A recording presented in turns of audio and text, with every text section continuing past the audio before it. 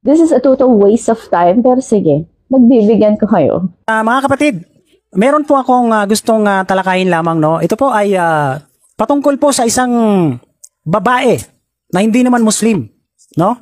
Ito po ay hindi Muslim na nakahijab daw at siya po ay may asawa daw na Pakistani, no. Nagtataka ako, no, kung bakit naging asawa ito ng Pakistani, no. Pasensya na po kayo, hindi ko po kilala ito, no, itong sinasabi nila. Pero marami daw marami na mga video na mga ginagawa na patungkol sa Islam na tinatalakay niya na wala naman siyang sapat na kaalaman at hindi naman siya Muslim.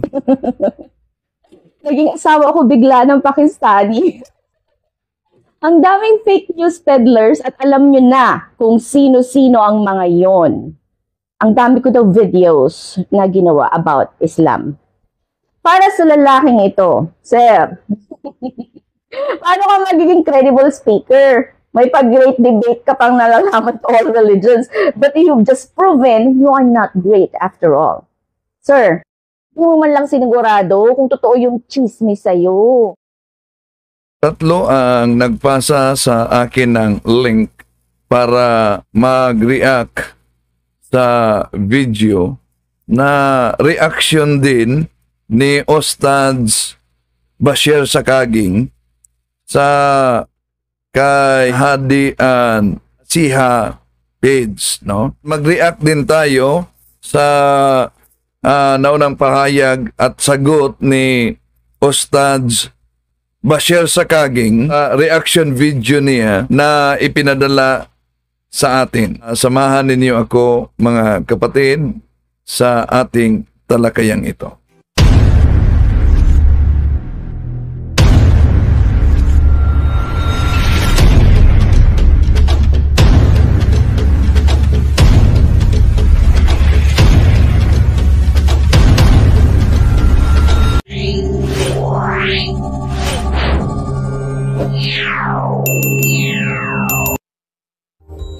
Kumusta? Ito yung lingkod, Brad Windel Talibong, muling makasama ninyo sa pagkakataong ito. At kung bago lang kayo sa ating channel, inanyayahan natin na magikayat din sa ating mga kapatid at Katoliko magsubaybay, magtanong. At kung bago ka lang, huwag kalimutang mag-like, huwag kalimutang ding mag-subscribe at pindutin ang bell button para updated kayo at mag-comment, mga kapatid. No. So, may nagpasa sa atin sa videong ito at pinanood natin kanina. Niya, sabi ni Ustadz Bashir Sakaging, wala umanong karapatang ito na mangaral dahil walang alam umano sa Islam. Siya, daming Biblia. Pero di batayan kung maraming Biblia, alam na ang Kristyanismo. Naalala nyo ba yung debate namin ni Ustadz Barcelon, mga kapatid? Daming Biblia. Balikan natin yung debate namin. No? Yun. At ito pa, Holy Bible, New Living Translation naman po kaiba doon sa nauna kanina. Pero Bible naman daw sabi, Holy Bible siya. Ang dami mong dalang Biblia. Sabi mo kanina, di mo yata nabasa ang Biblia sa Tagalog at Bible sa English. Ang ating pagsabi, so that Bible is an inspired Word of God. Ang tanong, anong nakasulat sa 1 Timothy chapter 3, verse 16 o 15 hanggang 16? Sa Bibliang dala mo, the Living Bible. Ito po ang pagkakasabi sa Living Bible with paraphrase.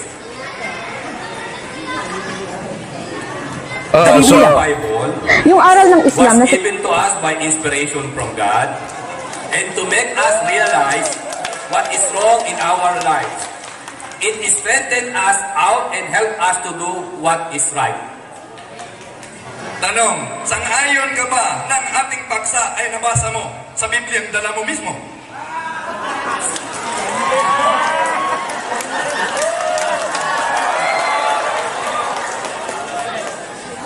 So, di batayan, mga kapatid, na kung maraming dalang Biblia ay naunawaan na talaga at nabasa na nila yung Biblia. iyon ang dahilan na gusto talaga ni Ustad Sakaging na magkaharap kami, no?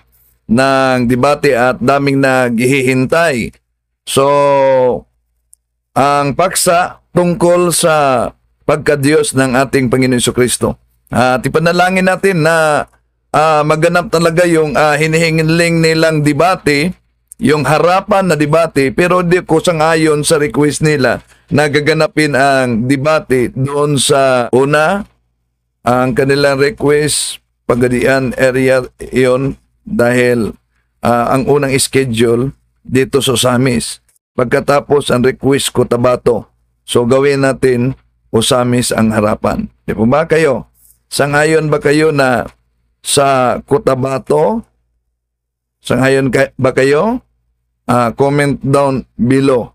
Dahil yon ang unang request nila na kung maari doon ako pupunta sa Cotabato para sa harapang debate. At ito ang ipinasa sa akin mga kapatid, kaya mag-react din tayo batay sa reaction din ni Ustad Sakaging dito. Pakinggan muna natin ang kanilang banatan dito. Kuyog is the key! Yan. Diyan kayo magaling. This is a total waste of time, pero sige, magbibigyan ko kayo. Mga kapatid, meron po akong gustong talakayin lamang, no? Ito po ay patungkol po sa isang babae na hindi naman Muslim, no? Ito po ay hindi Muslim na nakahijab daw at siya po ay may asawa daw na Pakistani, no? Nagtataka ako, no, kung bakit naging asawa ito ng Pakistani, no? Pasensya na po kayo, hindi ko po kilala ito, no? Itong sinasabi nila. Pero marami daw marami na mga video na mga ginagawa na patungkol sa Islam na tinatalakay niya na wala namang siyang sapat na ito sinagot din niya yung puntong marami na daw. Pero sa punto dito ni Ustad Sakaging, marami na daw, di pa niya sigurado dahil may daw, no? Doubtful na siya, marami ba o konti? Laman at hindi naman siya Muslim. Naging asawa ko bigla ng Pakistani. Ang daming fake news peddlers at alam nyo na kung sino-sino ang mga yon. Ang dami ko daw videos na ginawa about Islam.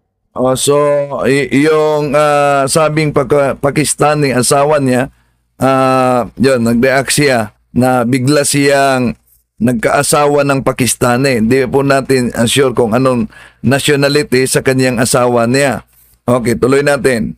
Para sa lalaking ito, sir, paano ka magiging credible speaker? May pag-great debate ka pang nalalaman to all religions, but you've just proven you are not great after all. Sir, di mo man lang sinigurado kung totoo yung chismis sa'yo. Mawalang galang na po ha. 4 topics lang ang diniscuss ko. 1 each, except dun sa hijab topic na meron akong 5 videos.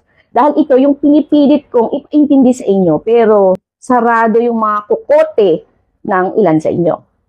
I have almost 500 videos sa TikTok at 347 posts naman, to be exact, dito sa Facebook. Saan nakuha na puro Islam ang topic ko? So, sa Facebook account niya, no, sa Facebook page, yun ang video. No? Hindi niya binanggit kung meron ba siya sa YouTube channel, mga kapatid. Pakiprove nga. So, yun ang reaction niya na yung pahayag ni Ustad Sakaging ay batay sa chismis. Pakiprove yung mga pinagsasabi nyo, ha? Itong si Zero, napaghahalata na gusto niya lang akong gawing pulutan para siya pagfiestahan. Dito pa lang, palpa ka na. No?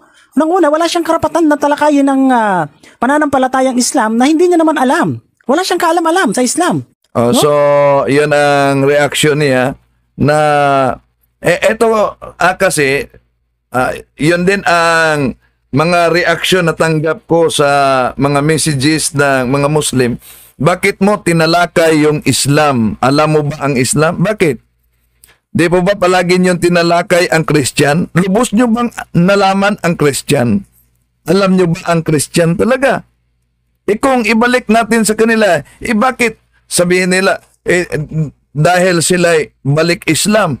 yan palang termino balik Islam, mali na. Bakit mali?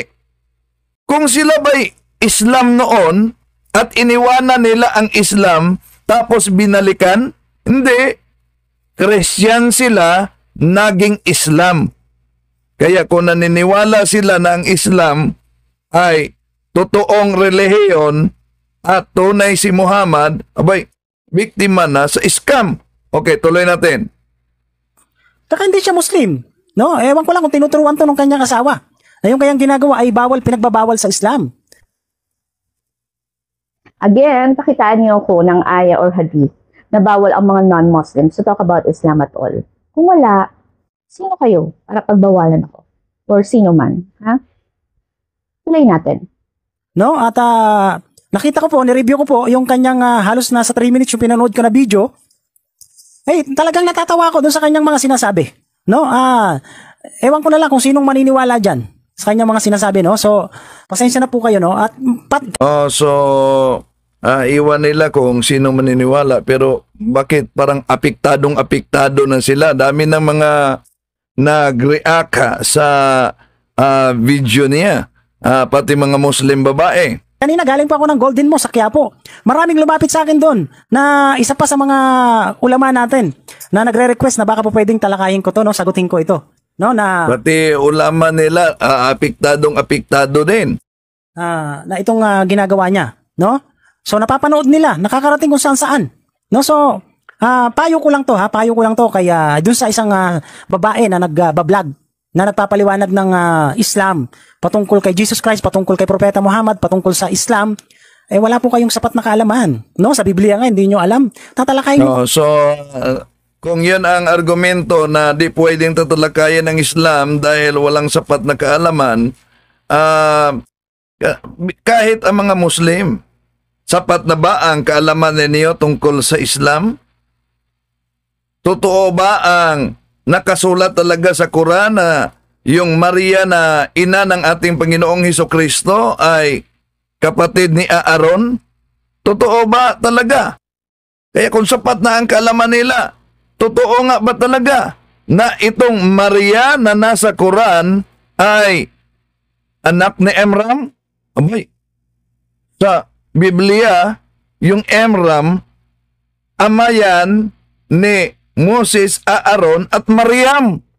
Yung Mariam, hindi yan si Maria na ina ng ating Panginoong Hesukristo. Abot tayo mamaya dyan mga kapatid. Tuloy muna natin. Yung pananampalatayang Islam, no? Wala po kayong karapatan. No? Sa mga kababayan din po natin na nakakapanood na doon sa mga kanyang sinasabi na malayo sa katotohanan, halata natin ligaw na ligaw talaga, no? Sana po gabayan ka ng Panginoong Allah. Gabayan ka ng tunay at dakilang tagapaglikha na tunay na Panginoong Diyos na walang iba kundi ang Allah, no? Patnubayan ka nawa. So ngayon ito na, no? So ito po. Unang-una, nireview ko po yung kanyang video. Sinabi niya doon, yung ibig daw sabihin ng kafir. Dito tayo sa salitang kafir, mga kapatid. Yun sabi niya kafir. Kafir, na ibig sabihin ay hindi nananampalataya hindi nananampalataya kay Jesus Christ. So dito pa lang, mali na kaagad. Una, hindi naman sinabi doon na sumamba kay Jesus Christ. Kasi tama naman pag sinabi mong Christian is followers of Christ, hindi po worshipers, hindi po tagapagsamba ni Jesus Christ. Kaya yung pagsampalataya, pananampalataya kay Jesus Christ, na sinasabi niya na hindi daw ang Muslim sumasampalataya, doon pa lang nagkakamali na po siya. Pakinggan natin ang reaction nito. Mali. Napakalayo ng pagkaligaw nito. Pasensya na po kayo, no? No, na hindi niyo po ba alam na hindi kami matatawag na Muslim? Ewan ko kung yung asawa mo na yan, kung itinuturo mo, hindi ko pa nakita yung asawa niya, yung sinasabi nila, no? Hindi ko alam kung nasaan din to. Yung babae na ito, no? So hindi ko alam bakit pinapayagan ito ng kanyang asawa na magsalita ng mga walang kakwenta-kwenta tapos Muslim pa siya. Kung Muslim siya, dapat hindi niya pinapahintulutan yung kanyang asawa na magganyan, no? No? Ewan ko lang, no? Kung mahal niya yung pananampalatayang Islam, no? At alam naman po natin na pinagbabawal yan sa Islam. So, yung salitang pananampalataya kay Jesus Christ, sumasampalataya po kami. Yun nga lang, hindi kami sumasamba. Kasi mali po yung pananampalataya doon sa pagsamba, magkaiba yon. Pag sinabi sumasampalataya, kahit kami mga Muslim, sumasampalataya din kami kay Jesus, kay Virgin Mary, kay Noah, kay Abraham. So, sumasampalataya, may reaction dito siya, di mga kapatid, sa kanyang pahayag, pero hindi sila sumasamba. Sumasampalataya lang sila, hindi sumasamba. Una sa Biblia, tingnan natin sa Bible mga kapatid, no? Ang pag sumasampalataya ba, ito ba'y nangangahulugang pagsamba? Kung tingnan po natin, basahin muna natin ang bago pakinggan natin yung pahayag sagot dito, no? Ito po ang mabasa natin sa mga Hebreo Kapitulo 11, versikulo 1, ituloy 4, at sa 6. Ito ang tungkol sa pananampalataya. Ang pananampalataya ay katiyakan na pangyayari ang ating mga inaasahan at paninindigan tungkol sa mga bagay na hindi nakikita. Kinalugdan ng Diyos ang mga tao noong unang panahon dahil sa kanilang pananampalataya. Dahil sa pananampalataya, nauunawaan natin na ang sanlibutan ay nilalang sa pamamagitan ng salita ng Diyos at ang mga bagay na nakikita ay ginawa mula sa mga hindi nakikita. Dahil sa pananampalataya sa Diyos, si Abel ay nag-alay ng mas mabuting handog kaysa handog ni Cain. Kaya naman, si Abel ay kinilalang matuwid nang tanggapin ng Diyos ang kaniyang handog. Kahit patay na, nagsalita pa siya sa pamamagitan ng kaniyang pananampalataya. Sa 6. Hindi maaaring kalugdan ng Diyos ang walang pananampalataya sa Kanya, sapagkat ang sino mang lumapit sa Diyos ay dapat sumasampalatayang may Diyos at siya ang nagbibigay ng gantimpala sa mga humahanap sa Kanya. So, yun ang biblical na pahayag tungkol sa pananampalataya. Kaya pakinggan natin ang reaksyon dito. Okay, tuloy natin mga kapatid. Kay Jesus Christ, kay David, kay Solomon, kay Propeta Muhammad, sumasampalataya kami. Pero, iba yung pagsampalataya doon sa pagsamba. Magkaiba yun. Para maintindihan mo, sister, kung sino ka man. No? So, magkaiba. Ni-review na niya ng lagay na yan, ang video ko. But parang init na init ka sa asawa ko, ha? Saka bakit dumadami ata ang mga ustads na ganito ang kalibre? Ha? Dada ng daga, hindi naman naintindihan. Sinabihan pa ako ng sinungaling dahil ang sinabi ko, according to the Bible, na ang unbeliever ay mga hindi naniniwala at nananampalataya kay Jesus. Which I quoted exactly from the Bible itself.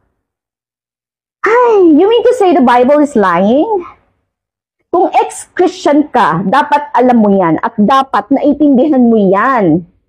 So, hindi kami matatawag na Muslim kung hindi kami sumasampalataya kay Jesus Christ na bilang isang propeta, bilang sugo, bilang anak ng tao, bilang anak ni Maria. No? Hindi siya Diyos, hindi siya kapantay ng Diyos. Yan po si Jesus. Okay, so yun ang hindi sila matatawag na Muslim kung hindi sila sumasampalataya ng ating Panginoon Jesucristo. Sumasampalataya sila na ito'y anak ni Maria, ayon sa kanya, at hindi Diyos, hindi anak ng Diyos. Alam niyo mga kapatid, isa kasi sa paulit-ulit na ginagamit na argumento ng mga balik Islam ay yung mga pahayag at katanungan nila sa mga Kristiyano, lalo na kung di mo pinag-aralan yung pananampalataya mo, saan mabasa sa Biblia letra por letra na sinasabi ng ating Panginoong Hesus na ako'y Diyos, sambahin ninyo ako. Yun ang paulit-ulit na mapakinggan natin kahit sa mga debaters na mga ngaral o ostads.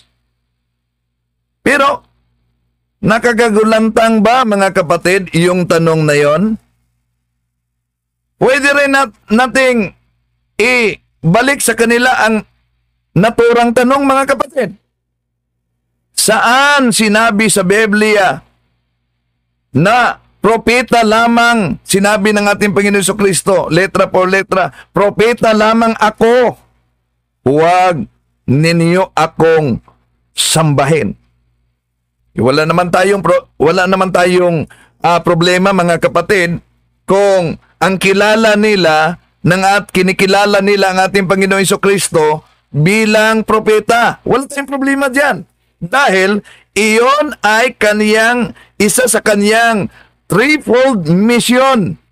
Pare, hari, at propeta. At dito, naging bahagi tayo sa kaniyang threefold mission sa pamamagitan ng bautismo sa tubig noong tayo'y tumanggap ng binyag.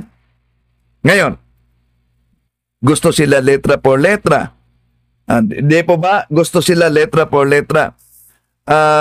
Kadalasan sa mga Muslim, yung mabasa na inaamin ng ating Panginoon Jesucristo letra por letra na siya ay Diyos. Sige. Ating bigyan natin sila ng letra por letra. Ito po na Biblia, kung tingnan natin sa John chapter 13, verses 18 up to 19, ito po ang ating mabasa. Ang ginagamit natin mga kapatid ay ang original Aramaic New Testament in plain English with Psalm and Proverbs. Ito ang mabasa natin. Sa 18, I have not spoken about all of you, for I know those whom I have chosen, but that the scripture may be fulfilled. He who eats bread with me has lifted up his hell against me. Now I am telling you before it happens, that when it has occurred, you shall believe that I am the living God. So, sa version ito, may mabasa tayo. Alam natin, pabulaanan naman nila yan. Mali yan na version. Mali yan na version. Di po ba hinahanap nyo kung saan mabasa? Di. Pagbigyan natin, may mabasa ba? Ngayon, kung sasabihin nila, may mabasa ba sa Biblia na ang ating Panginoong Hesukristo ay Diyos anak? May mabasa din. May mabasa din. Sigurado dahil sabi niya, marami silang Biblia, pinag-aralan nila ng Biblia, ilang versions yun, mga mahigit 30 version na Biblia ba yun? Ang sabi ni Ostad Sakaging, siguradong alam niya. Sa Juan Kapitulo 1:18, ito po ang ating mabasa, ang salita ng buhay. Wala pang nakakita sa Diyos Ama kahit kailan, subalit ipinakilala siya sa atin sa Diyos Anak. See? Letra por letra ang gusto nila. Balikan natin yung pahayag ni Ustad Sakaging mga kapatid. Yung paniniwala nila, natural, sa inyo yan. Iniwanan nyo na ang pananampalatayang Kristiyano. Yumakap kayo sa relihiyong tatag ni Muhammad. Nananiwala na si Kristo'y propeta, hindi Diyos. Pero, at hindi lang yan, naniniwala na ang ating Panginoon Jesucristo hindi napako sa cross. Imagine mga kapatid, Yung taga-Arabia na lumitaw ilang dekada na nagsulat na hindi naipako ang ating Panginoon Jesucristo, pinabulaan ang nakasulat sa Biblia na ang nagsulat ay sila si San Juan, sila si San Matthew, San Lucas, San Marcos, na sila mismo ay mga eyewitnesses. Kasama ng ating Panginoon Jesucristo, naglakad kasama ng ating Panginoon Jesucristo na nagsulat na ang ating Panginoon Jesucristo ay naipako sa cross, namatay at muling nabuhay. Pagkatapos lilitaw ang nagpakilalang propeta, ilang dekada na hindi nakasaksi sa pangyayari at sasabihin, kamukha lang ng ating Panginoon Jesucristo yung napako, hindi ang ating Panginoon Jesucristo ang napako. Ituloy natin. Kay Jesus Christ, kay David, kay Solomon, kay Propeta Muhammad, sumasampalataya kami. Pero, iba yung pagsampalataya doon sa pagsamba. Magkaiba yun. Para maintindihan mo, sister, kung sino ka man. No? So, magkaiba. Ni-review na niya ng lagay na yan, ha, ang video ko. Ba't parang init na init ka sa asawa ko, ha? Saka bakit dumadami ata ang mga ustads na ganito ang kalibre? Ha? Dada ng dada, hindi naman naintindihan. Sinabihan pa ako ng sinungaling dahil ang sinabi ko, according to the Bible. Nakalimutan pala natin, no, bago ituloy natin ang kanyang reaction, yung pahayag ni Sakaging na nabasa naman natin, letra por letra, I am the living God. Ang paniniwala daw nila umano ng ating Panginoong Jesucristo ay tao, hindi kapantay siya ng Ama. Pero tingnan po natin ang mabasa sa John chapter 10 verse 30. Gamitin natin ang Amplified Bible. Ito po ang ating mabasa. I and the Father are one in essence and nature. See? I and the Father are one. Di po sinabi diyan na ako at ang Ama ay dalawa. Ako at ang Ama ay iisa. Saan sila nagkaisa? In essence and nature. Okay. Tuloy natin ang reaksyon ni kapatid na Hadi. Ang unbeliever ay mga hindi naniniwala at nananampalataya kay Jesus, which I quoted exactly from the Bible itself. Ay, you mean to say the Bible is lying? Kung ex-Christian ka, dapat alam mo yan at dapat naintindihan mo yan. So, hindi kami matatawag na Muslim kung hindi kami sumasampalataya kay Jesus Christ na bilang isang propeta, bilang sugo, bilang anak ng tao, bilang anak ni Maria. No? Hindi siya Diyos, hindi siya kapantay ng Diyos. Yan po si Jesus Christ. Nakasulat po. So, hindi siya Diyos, hindi siya kapantay ng Diyos. Nagtaka tayo, marami umano siyang version ng Biblia sa kanyang pagsagot dito. Pero di yata niya nabasa yan. Ibig sabihin, ginagamit nila ang Biblia hindi para maunawaan lubos ang doktrina at pananampalatayang Kristiyano. Ginagamit nila ang Biblia kahit marami para tuligsain ang pananampalatayang Kristiyano. Kaya naalala nyo yung kadibate nating si Ustad Barcelon? Gusto talaga nilang babawi dito. Kaya gusto ni Sakaging na magkadibate. Balik natin si Barcelon. Ang daming Biblia, oh. No? Yun. At ito pa, Holy Bible, New Living Translation naman po, kaiba doon sa nauna kanina. Pero Bible naman daw sabi, Holy Bible siya. Ang dami mong dalang Biblia. Sabi mo kanina, di mo yata nabasa ang Biblia sa Tagalog at Bible sa English. Ang ating pagsabi, so that Bible is an inspired Word of God. Ang tanong, Anong Kuyog nakasulat is the sa 1 chapter 3, Yan. verse Diyan kayo 16 magaling. o 15 hanggang 16? Sa Bibliang dala mo, the Living Bible. Ito po ang pagkakasabi sa Living Bible with paraphrase. The whole Bible was given to us by inspiration from God and to make us realize what is wrong in our lives. It strengthens us out and help us to do what is right. Tanong, sang-ayon ka ba ng ating paksa ay nabasa mo sa Bibliang dala mo mismo?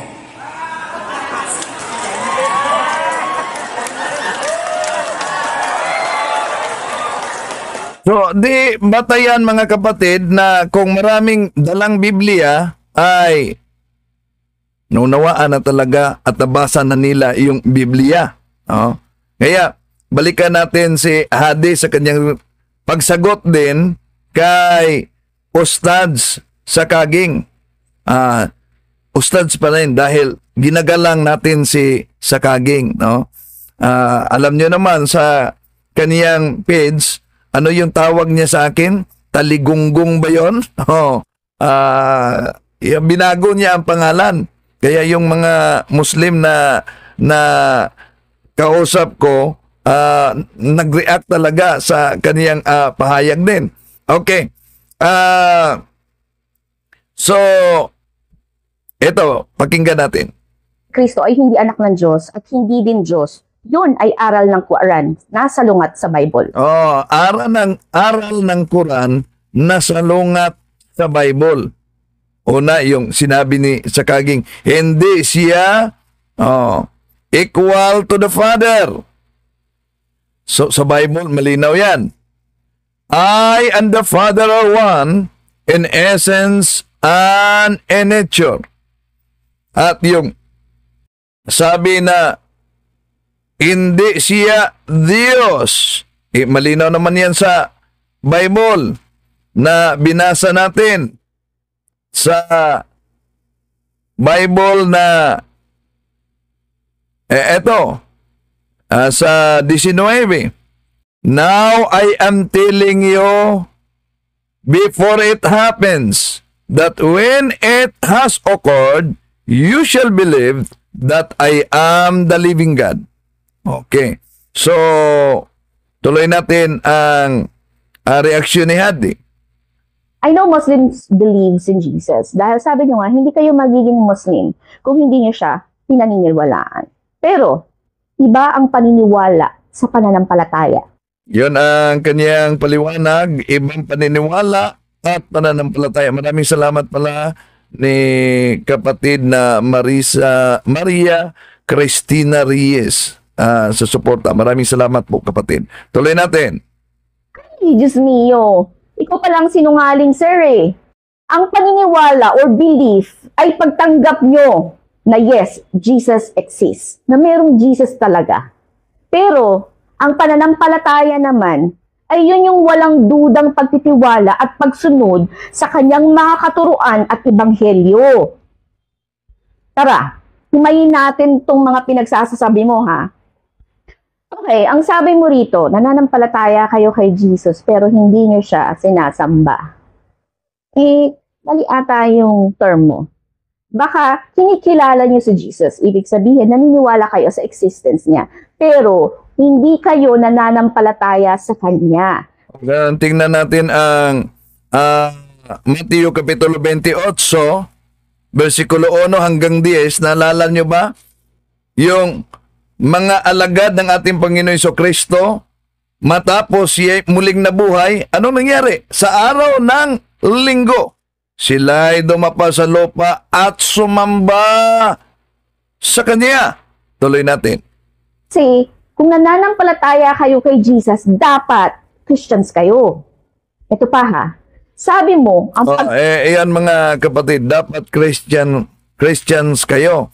Ang mga kapatid din natin sa Balik Islam na mahilig ng letra por letra, alam nyo, saan mabasa sa Biblia? Yun ang paulit-ulit nila. Ang salitang Biblia sa loob ng Biblia. Iyon ang nangyari sa debate natin. Kaya ginamit natin ang original Greek. Intuadi para karpoir kuminos spiricaita Biblia. Pero, iyon na naman. Saan mabasa sa Biblia na ang Katoliko ay Christian? Aba, mag-ingat kayo dyan dahil di siguro nila alam na may mabasa diyan sa Biblia, lalo na nitong tinatawag na paraphrase on the New Testament kay Richard Baxter's mga kapatid. Pero una, klaruhin natin na ang pananampalataya ng simbahang Katoliko hindi naman Bible alone.